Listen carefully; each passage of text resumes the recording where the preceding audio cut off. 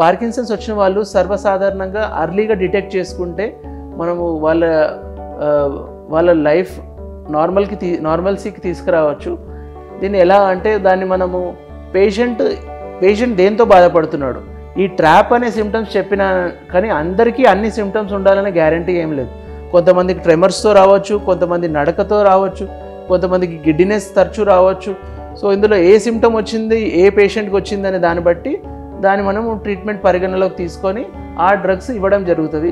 ఆ డ్రగ్స్ ఇవ్వడం వల్ల సిమ్టమాటిక్గా చాలా రిలీఫ్ పొందుతారు.